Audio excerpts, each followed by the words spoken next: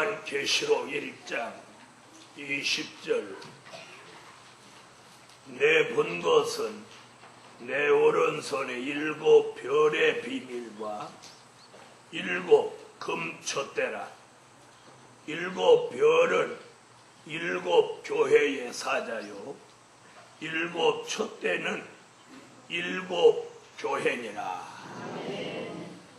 어저께 낮에는 별의 비밀을 말씀해 드렸습니다. 별은 하나님의 종인데 하나님의 종이 떨어진 별도 있고 붙들린 별도 있어서 별이 떨어지면 하나님과 영적 관계가 끝이 나므로 많은 사람을 죽이게 되고, 붙들린 별은 자신도 살고 많은 사람을 살리는 종이 된다고 말씀드렸습니다. 오늘은 교회의 비밀이 있다는 것.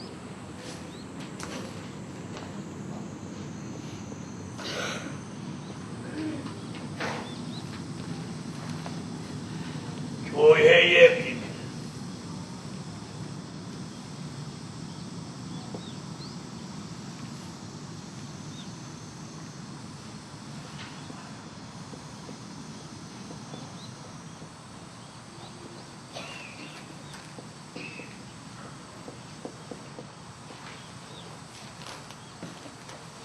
어떤 생각하면 교회면 교회지 교회에 무슨 비밀이 있겠나 이렇게 생각할 수 있습니다만은 오늘 본문에서는 분명 교회의 비밀이 있다는 것입니다. 다시 말하면 마지막 때는 교회가 두 부류의 교회가 나온다는 겁니다. 하나는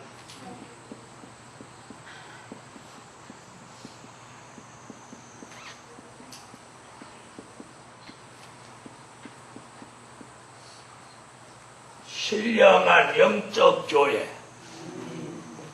하나는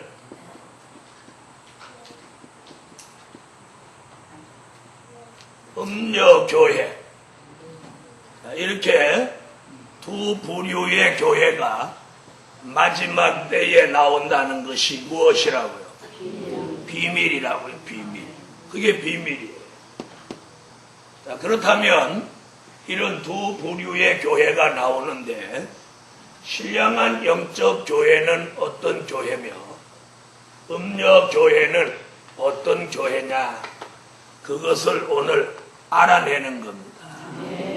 모르면 비밀로 남아있는 거고 알면 그 비밀을 알게 되는 거예요. 그럼 신령한 영적 교회는 뭘 말했느냐면 요한계시록 12장 1절로 2절이 바로 신령한 영적 교회에 대한 말씀입니다. 12장으로 오세요.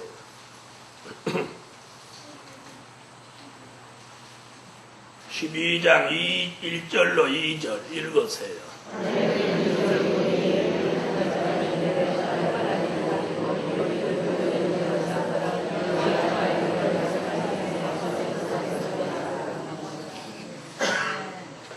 아멘. 그럼 신령한 영적 교회부터 설명을 해보겠습니다. 자, 신령한 영적 교회는 오늘 본문에 3가지를 꼭 갖춰야 된다고. 3가지. 3가지가 뭐냐면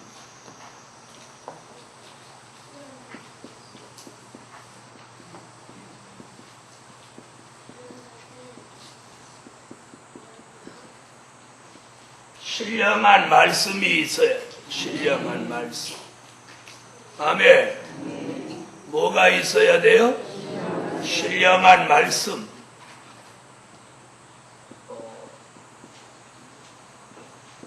신령한 종.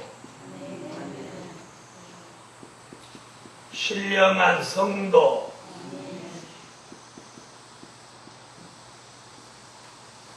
교회라고 하는 것은 종과 성도가 모인 공동체를 종교회라고 합니다. 신령한 영적 교회는 오늘 입에 뭐라고 그랬느냐면, 해를 입은 한 여자가 있는데, 여자는 교회를 말한 거고, 해를 입었다고 하는 것은 햇빛 같은 말씀. 그래서 햇빛 같은 말씀이라고 하는 건 신령한 말씀을 말합니다.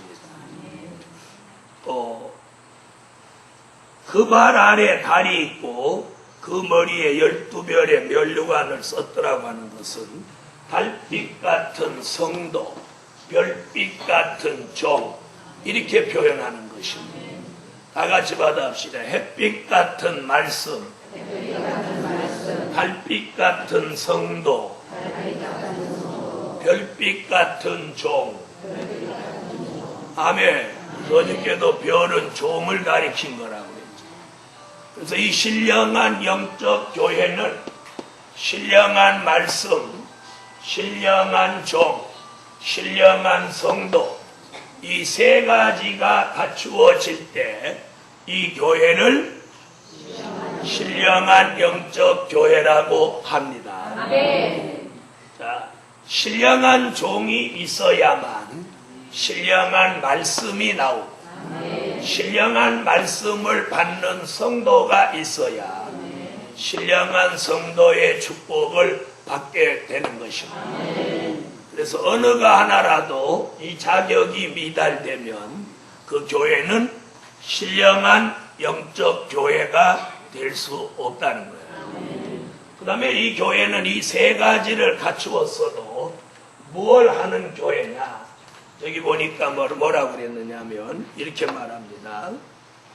2절, 그 여자가 아이를 베어 해산하게 되매 아파서 애써 부르짖더라. 애써 부르짖는다. 부르짖는다.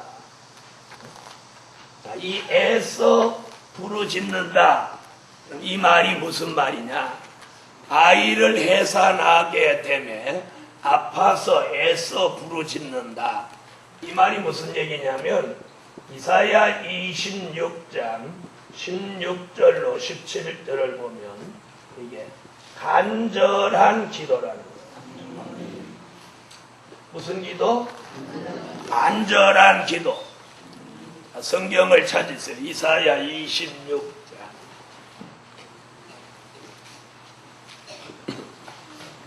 이사야 26장 16절로 17절.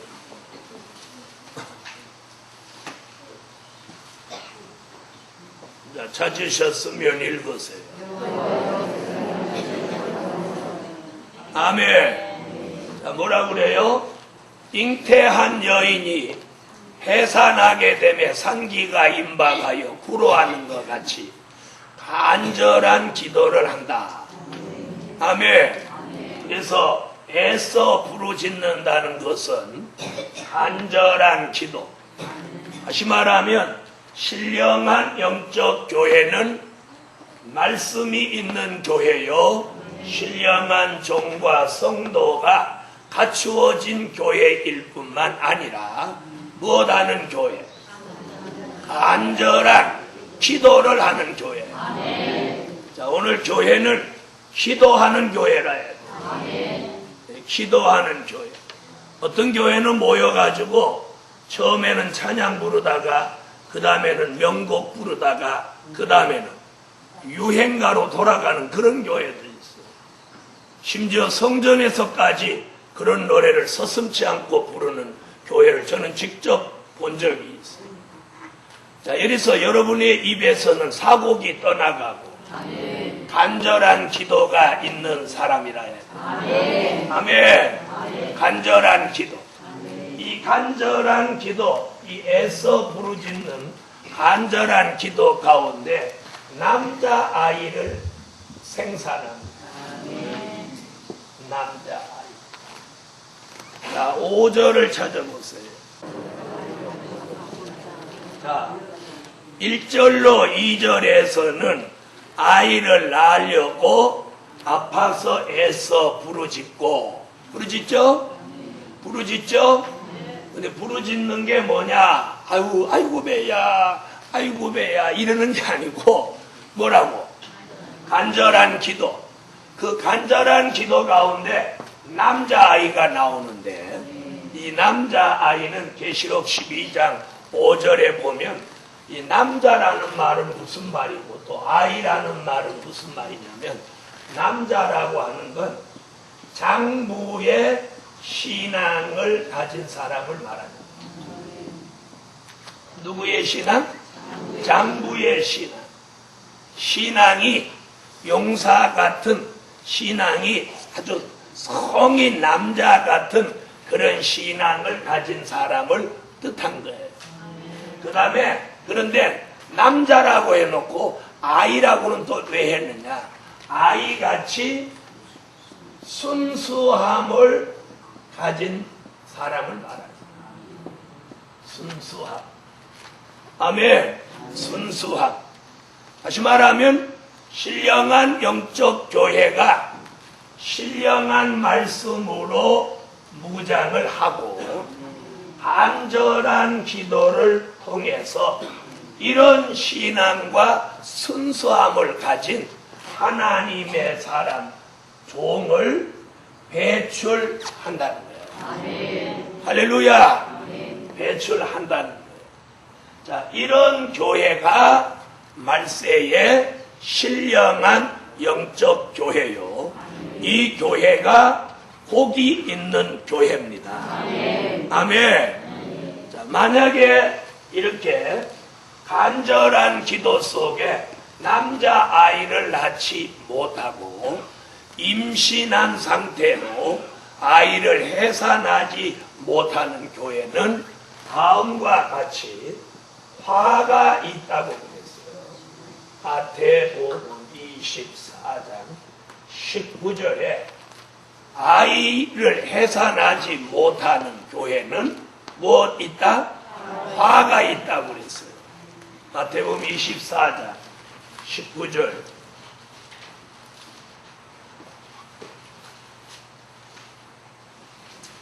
자, 읽으세요. 자, 거기 보니까 뭐라고 그러죠? 아이 벤 자에게 화가 있다. 그렇게 말씀했어요. 저는 어려서 어떤 목사님이 설교하시는데 말세에는 아기를 가진 사람, 임신한 여자에게 화가 있고 아이를 낳아가지고 젖먹이는 아기 엄마한테 화가 있다고 그렇게 설교를 들었어요. 그런데 제가 성인이 되고 말씀을 깨닫고 나니까 그런 얘기가 아니에요. 그럼 아기 엄마만 왜 화를 당해야 돼? 그죠? 그건 공평치 못하죠.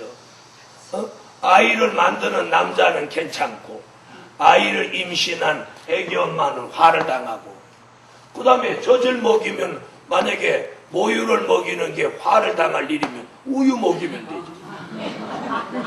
맞아요, 안 맞아요? 말이 되는 소리를 해야지. 그러니까 이게 주위의 종들도 성경을 깊이 있게 모르면 설교를 그냥 육적으로 액면 그대로 설교하는 거예요. 아이 벤 자, 젖 먹이는 자, 화가 있다. 그렇게 설교하려면 하나 고민할 거 없어. 맞아요, 안 맞아요?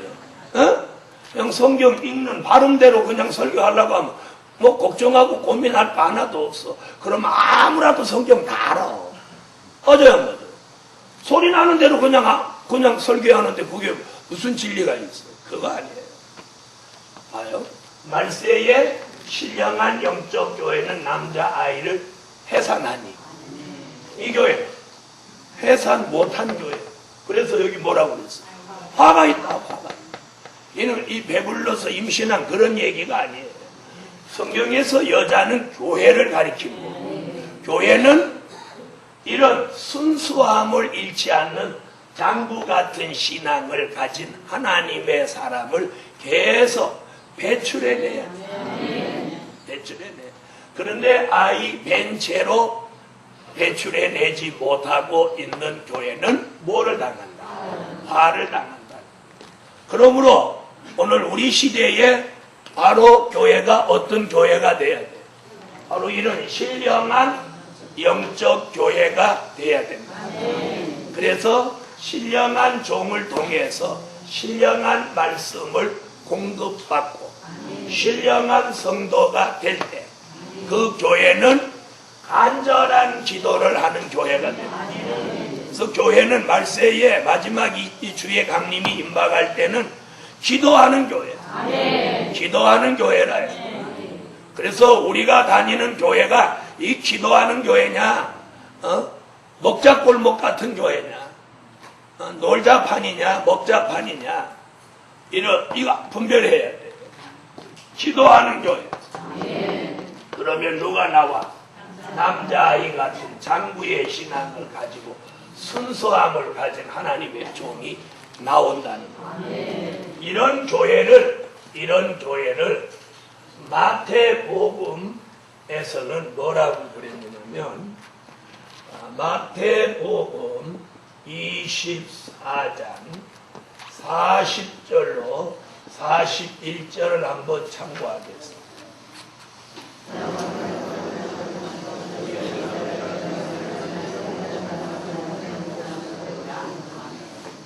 자, 두 남자가 못하고 있는데 두 남자가 밭을 갈았어요. 매를 갈았어요. 자, 두 남자가 밭에 있으면 하나는 데려가고 하나는 버려둔다. 두 여자가 매를 갈고 있는데 하나는 데려가고 하나는 버려둔다. 이게 무슨 말이에요? 여기서 두 여자라고 하는 건 말세에 어떤 교회, 두 부류의 교회가 나온다는 거예요. 데려가는 교회는 누구고? 신령한 영적 교회고, 버려두는 교회는 음녀 교회입니다. 자, 그 다음에 마태복음 25장 1절로 13절에서도 두 여자가 나오는데 기름 등불을 준비한 슬기로운 다섯 처녀와 기름 등불 준비하지 못한 미련한 다섯 처녀. 여기도 두 여자, 두 부류의 여자 얘기가 나옵니다. 그렇죠? 마태복음 25장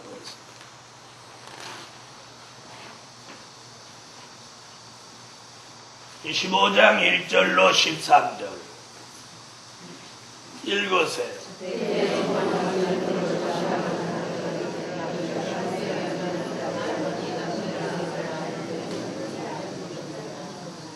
아멘. 자, 그럼 이 교회는 지금 신령한 영적 교회는 뭐 준비한 교회?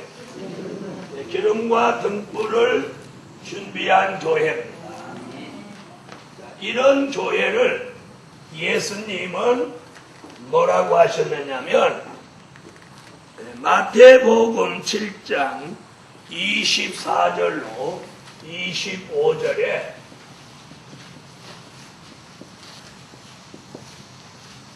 반석 위에 집을 세운 교회라고 했어요. 반석 위에 세운 교회. 아멘.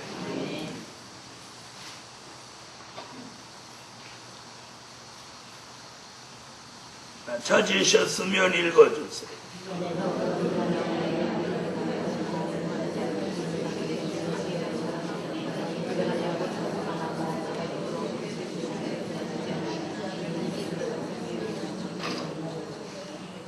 아멘.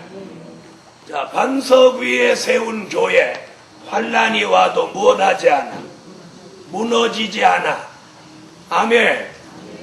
자, 이런 교회는 요한계시록 7장 9절로 14절 같이 환난이 일어나는 날 인맞은 종의 외침을 듣고 환난 가운데 나오는 교회입니다. 계시록 7장 9절로 14절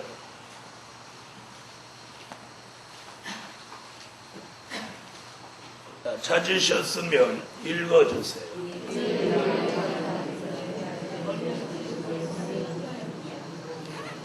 환란 가운데서 나온 이 교회는 요한계시록 12장 6절, 요한계시록 12장 13절로 16절 같이 예비처라고 하는 곳으로 들어가서 마지막 수정통치 환란을 면하게 되는 교회입니다. 계시록 12장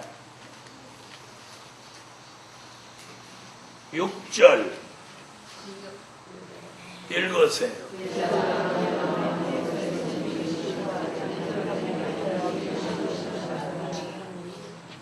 13절로 16절.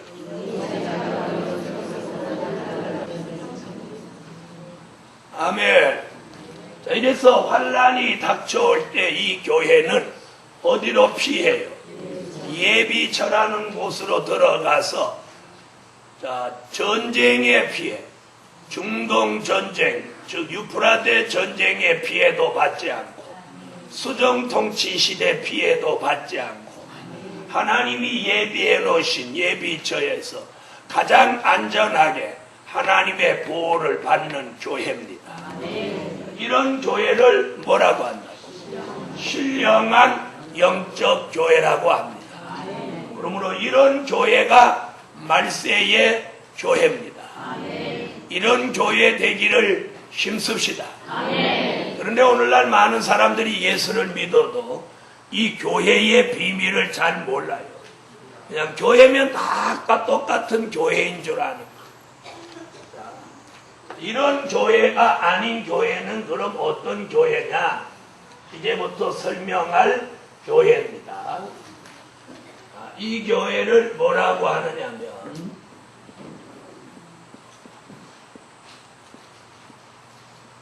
음녀교회라고 합니다. 음녀교회. 자, 이름도 별로 은혜 안 되죠. 그렇죠? 아까는 신령한 영적 교회. 이름만 들어도 은혜가 되고, 여기는 무슨 교회? 음녀교회. 들어도 은혜 안 되죠. 그래도 오늘 좀 듣기는 들어야 돼. 요한계시록 17장 1절로 4절에 말한 교회가 음녀교회입니다.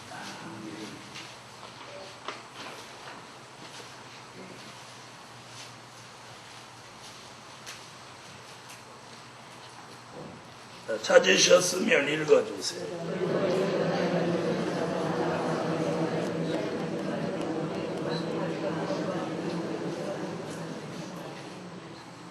자, 뭐라고 그러죠? 음녀에 받을 심판을 내게 보이는데 이 여자는 여자인데 음녀라고 그랬어요. 자, 음녀가 된 이유는 붉은빛 짐승을 탔다. 이 교회가 음녀 교회가 된 이유는 붉은빛 짐승을 탄 여자가 붉은빛 짐승을 타고 나오는 걸 보여줬어요. 여기서 말하는 이 붉은 빛은 붉은빛 짐승은 뭘 말한 거냐면 성경대로 말하면 붉은 말입니다. 계시록 6장 3절로 4절. 붉은 말을 교회가 탔답니다. 계시록 6장 3절로 4절.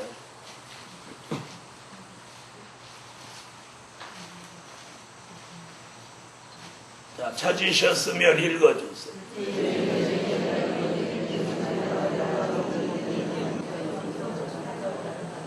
자, 이 말은 붉은 말이라는 뜻은 공산주의라는 뜻입니다. 공산주의. 자, 다시 말하면 마지막 때에 교회가 공산주의를 타고 나온다는 거예요. 공산주의를 타고 나온다. 즉 공산주의와 내통하고 공산주의와 야합하고 나오는 교회가 마지막에 나온다는 거예요. 이런 교회를 성경은 뭐라고요? 음녀교회라고 가르쳐. 음녀교회. 자, 교회는 신의 존재를 절대적으로 믿는 게 교회입니다. 믿으시면 아멘 하세요. 자, 공산주의는 뭐가 우리하고 달라요? 그들은 신은 존재하지 않는답니다. 신은 존재하지 않는다. 그런데 신이 존재하지 않는다는 공산주의가 왜 여자를 등에 태우고 나오느냐? 또 여자는 왜 공산주의를 타고 나오느냐? 이거예요. 이는 공산주의가 자본주의에 침투하려면 제일 쉽게 침투할 수 있는 곳이 교회입니다. 그래서 공산주의는 교회를 이용하고, 교회는 공산주의를 통해서 또 공산주의 국가 안에도 어떻게 예수를 전해볼까 이렇게 생각해서 공산주의와 손을 잡는 거예요. 그런데 성경 사도 요한이 기록한 요한계시록에서는 그렇게 손 잡는 순간 그 교회는 교회가 아니요 음녀교회다 이렇게 말합니다. 자, 17장 1절로 4절에서는 붉은 빛 짐승, 붉은 말 공산주의가 여자를 등에 태우고 다니지만 16절에 가서는 그 공산주의가 자기가 태우고 다니던 교회를 내려놓고 잡아 먹어버린다고. 그래서 공산주의와 교회가 손을 잡으면 교회는 공산주의에 이용을 당하다가 마지막에는 공산주의로부터 멸망을 받는 것이 이 시대의 비밀이에요. 16절을 하고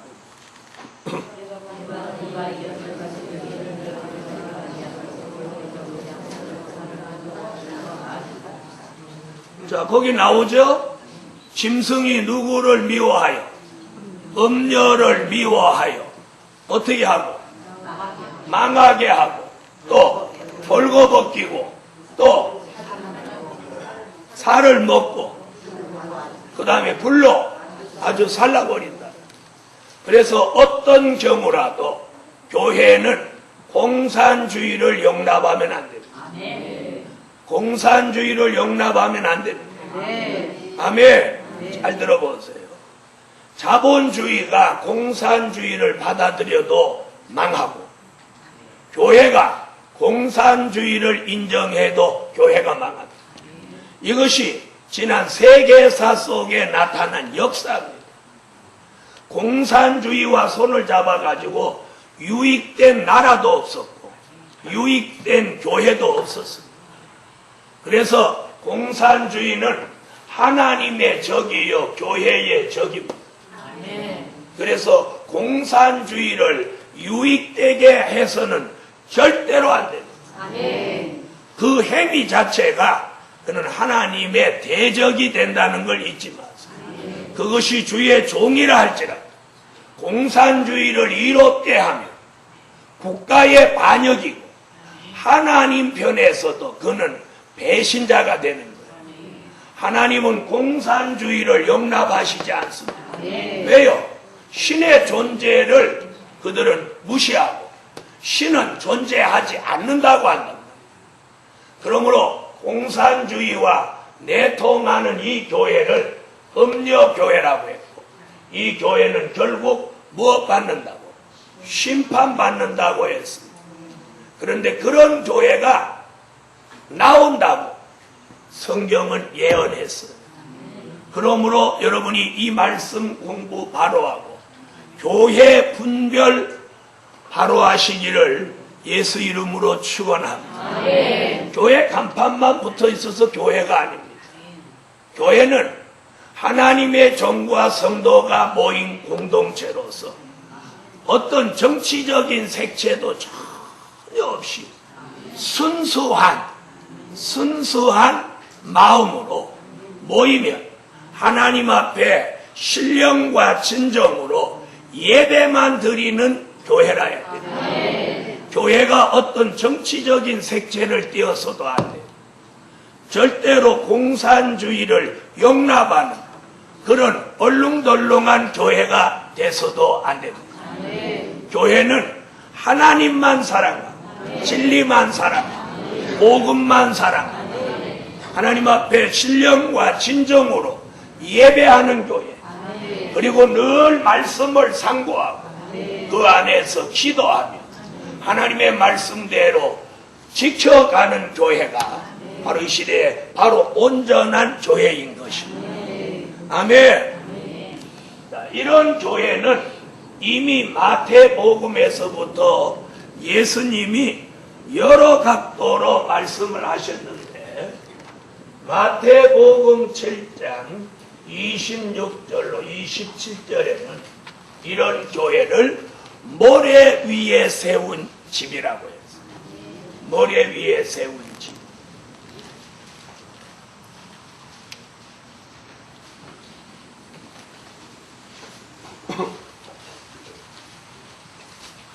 마태복음 7장 26절로 27절 읽으십시오.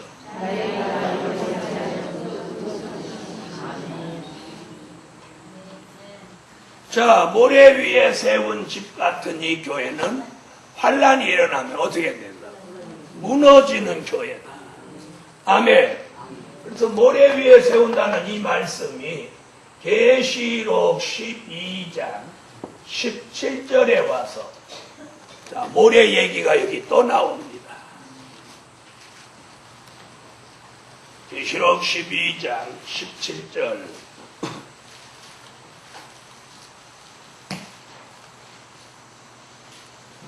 읽어주세요.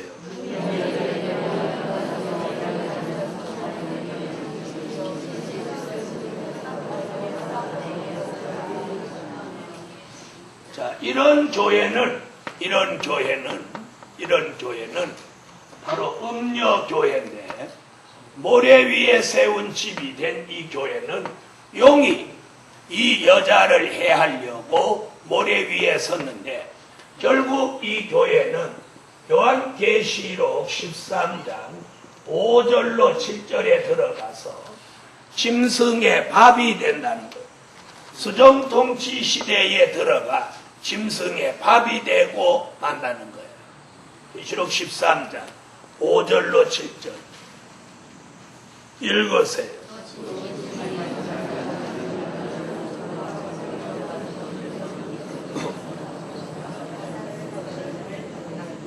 자, 몇 달 동안, 자, 짐승의 손에 붙여져서 42달 동안 짐승의 지배를 받게 되니, 이는 요한계시록 11장 2절에 청량받지 못한 교회는 이방인에게 내어주어서 42달 동안 짓밟힌다는 말씀을 이루는 역사입니다.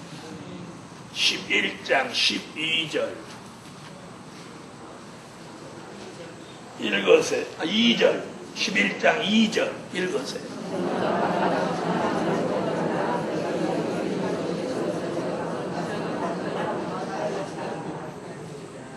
아멘. 자, 이방인에게 내어줘 몇 달? 42달 동안 짓밟힌다 그랬죠? 교회가? 그 말씀이 어디 가서 이루어져요? 13장 아까 읽었죠? 5절로 7절에 짐승의 밥이 된다. 이걸 다니엘 선지도 다니엘서 7장 25절에서 이미 예언한 바가 있습니다. 다니엘서 7장 25절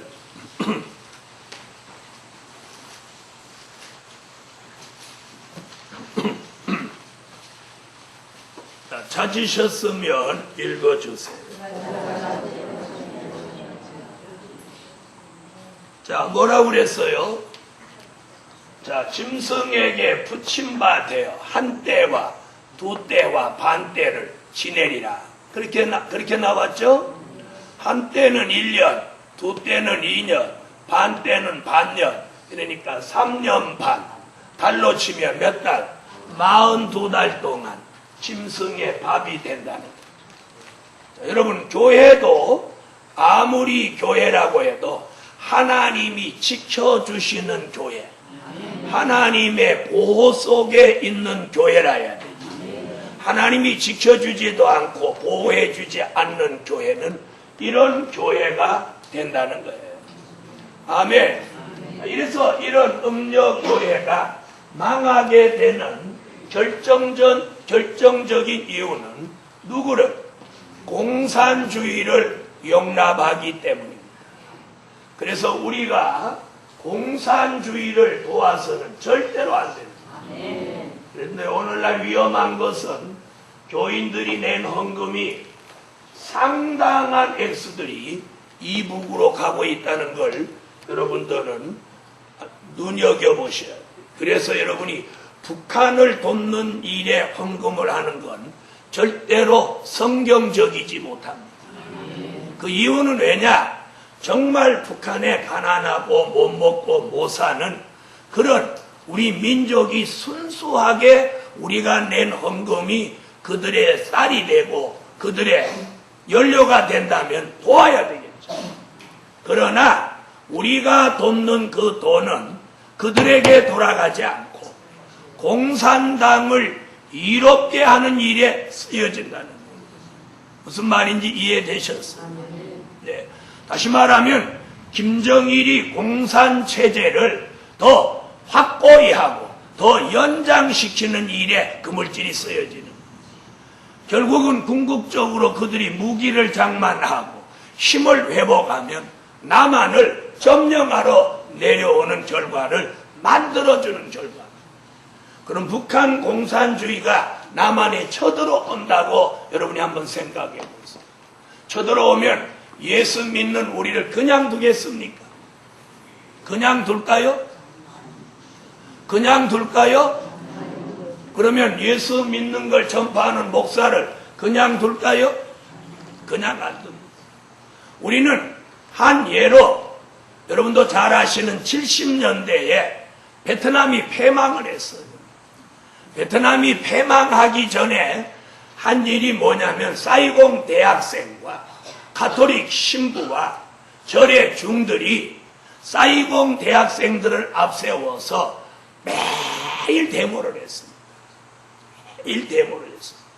그 당시 뉴스를 제대로 본 사람은 아는 거예요. 그 다음에 월남을 다녀오신 분들은 더더욱 잘 알고 매일 데모를 했어요. 매일. 그럼 그 데모가 뭐였느냐면 미군 철수예요. 따이한도 너희 나라로 돌아가라. 그럼 미군 철수하고 한국군 철수하라. 그것이 사이공 대학생과 승려와 신부들이 내세우는 아주 이슈였어요. 우리나라 문제는 우리나라끼리 해결할 테니까 돌아가라. 그래서 어떻게 됐죠? 그래 이놈들아 니네 마음대로 찢고 못 가라. 그리고 미군이 철수하고 누구도 철수했어. 한국군, 맹호부대, 백마부대, 비둘기부대가 철수했어. 미군이 철수하고 한국군이 철수한다고 소문 나자마자 한국군과 미군이 마지막 배를 타는데 굉장히 힘들었다. 예? 베트공과 월맹군이 막 기습을 하고 막 공격을 해와가지고. 그래서 그때 배 타기 전에 죽은 사람이 수도 없어. 민간인들도 그래서 못 나온 사람들까지 있었다는 소문. 결국 어떻게 됐습니까? 베트남은 패망하고 월맹군이 내려와서 공산화되고 말았어. 공산화되는 그날 어떤 현상이 일어났습니다. 그 데모에 참여했던 승려, 신부, 대학생들 한 사람도 살아남지 못했어요. 다시 말하면 공산주의의 이용물이 되고 말았어요. 이겁니다. 이거예요. 그러면 목사가 가짜니까 권사 집사는 다 가짜지 뭐. 전부 다 가짜. 그 가짜인 줄 알고 진짜 목사님, 진짜 교인들이 거기 가서 그들하고 함께 예배 드리니 성경의 예언을 응하게 해요. 여러분, 공산주의는 교회라는 간판을 붙여도 그건 가짜입니다. 남만을 속이기 위해서 만들어낸 거예요. 그래서 원천적으로 한번 분석해 보면 답이 나오는 거예요. 신학교가 있었냐? 교회가 있었냐? 신학교가 있어야 목사가 나올 수 있죠. 그 다음에 신학교만 나와도 목사가 될 수가 없죠. 왜요? 목사가 3분 이상 계셔야 손을 얹고 목사를 안수해서 목사 자격을 만드는데 원래 목사는 없었어. 이것이 가짜라는 증거입니다. 그러므로 우리는 북한에 무슨 일을 하는 걸 물질을 함부로 쓰거나 함부로 그들을 옹호해서는 자신이 망할 수 있다는 것을 잊지 마십시오. 무슨 얘기인지 아시겠어요? 네, 공산주의에 절대 속아서는 안 돼. 그래서 이런 음녀교회가 나온다는 거예요. 자, 그럼 이런 음녀교회는 결국 어떻게 되느냐? 요한계시록 19장 2절에 음녀교회는 심판을 받는다는 거예요. 계시록 19장 2절.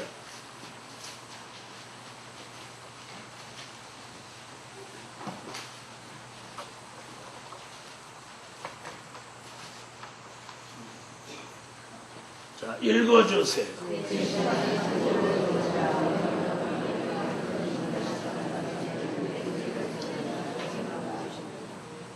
아멘. 자, 뭐라고 그랬어요? 큰 음녀를 심판하사 자기 종들의 피를 그 손에서 갚으셨도다. 그러죠? 그럼 잘 들어보세요. 자, 큰 음녀를 심판했는데 음녀가 타고 다니는 붉은빛 짐승이 누구라고 그랬어요? 네? 공산주의라고 그랬죠? 자, 들어보세요. 그럼 순교자는 누구로 인해서 나왔느냐? 순교자는 누구로 인해서 나왔어요? 공산주의로 인해서 나왔어요. 자, 공산주의, 무신론주의자가 너 예수 믿지 마라. 예수 믿겠다. 죽인 게 순교자. 자, 우리나라에서도 공산주의로 인해서 순교한 사람이 수도 없습니다. 그렇죠? 순교한 사람이 수도 없어요. 그런데 여기 계시록 19장 2절에서 뭐라고 그러죠? 큰 음녀를 심판하사 자기 종들의 핏값을 그 손에서 갚으셨도다. 그 자기 종들의 핏값이 뭘? 순교자 얘기죠. 맞습니까? 순교자 얘기. 그래서 이 음녀교회는 공산주의와 한통 속으로 있었기에 주님이 이 교회를 심판하고 순교자의 핏값을 갚는다는 거예요. 그래서 요엘서 3장 21절에 전에는 피 흘림 당한 순교자의 핏값을 갚아주지 아니했으나 이제는 갚아주리라.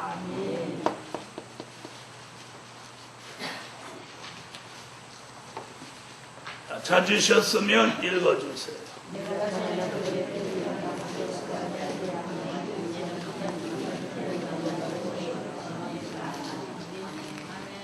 자, 그러면 요엘서 3장 21절의 말씀이 어디 와서? 계시록 19장 2절에 와서 음녀를 심판하시면서 순교자의 핏값을 갚게 하십니다. 순교자가 누구냐? 요한계시록 6장 9절로 11절에 공산주의로부터 목배임을 받은 영혼이 순교자인 것입니다. 계시록 6장 9절로 11절.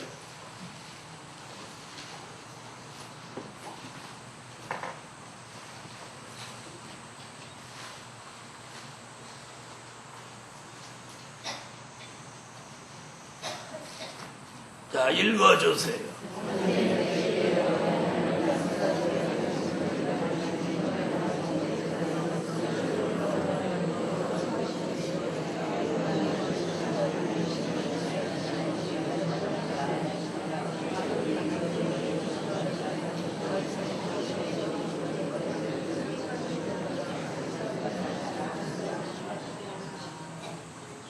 자, 잘 들어보십시오. 지난날 순교자가 피 흘리면서도 복음을 전하고 교회를 세웠기에 오늘 저와 여러분이 신앙의 자유를 가지고 오늘의 기독교 100년사를 이루어 놓을 수 있었습니다. 그 공로가 누구의 공로? 순교자의 공로. 그러나 순교자들 속에는 어떤 원한이 있느냐면 공산주의에 대한 원한이 있습니다. 그들 손에 무참히 살해됐기 때문에.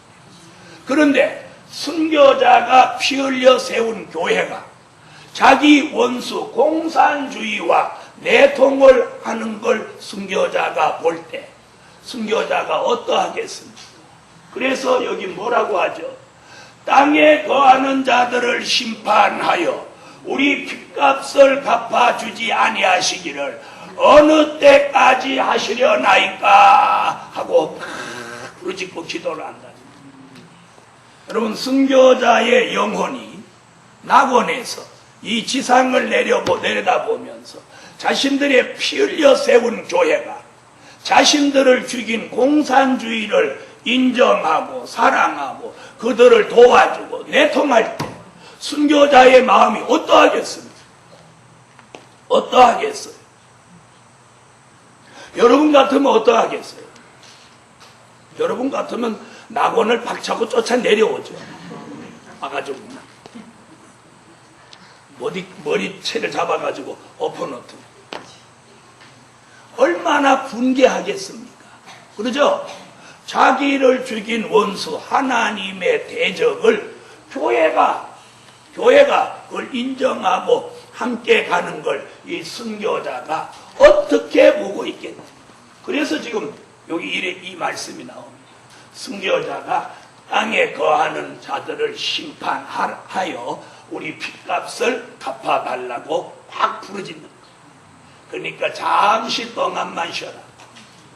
그러면서 그 말씀의 응답이 어디서? 요엘서 3장 21절.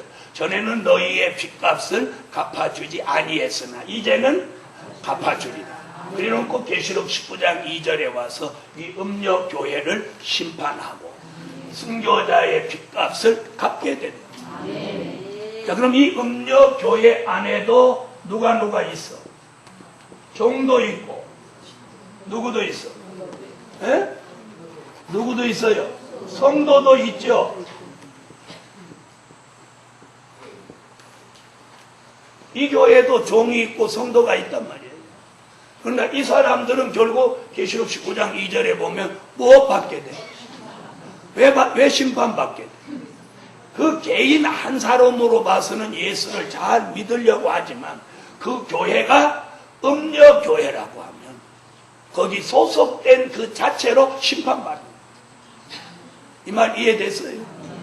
그러므로 이 비밀을 모르고 다니는 이 성도가 뭐예요? 불행한 거고 불쌍한 거예요. 그래서 계시록에 와서 지금 교회의 비밀을 말해줍니다. 교회의 비밀이 있다. 비밀은 뭐냐? 교회가 두 부류의 교회가 나오는데 하나는 신령한 영적 교회로 하나님의 보호와 구원을 받을 교회, 하나는 음료교회로 버림받을 교회요 심판받을 교회. 음료교회는 이러이러한 교회고 신령한 영적 교회는 이러이러한 교회. 이걸 사도 요한을 통해서 우리 시대에 비밀을 알려주면서 우리에게 음료교회 분별하라는 하나님의 경고의 메시지입니다. 아멘. 그러므로 저도 여러분도 이 말씀 공부하면서 분별입니다. 하나님의 사람이 되시기를 주 예수 이름으로 축원합니다. 오늘은 거기까지만 하겠습니다. 감사 예물 올렸습니다. 11조 드렸습니다. 1,000번째 올렸습니다.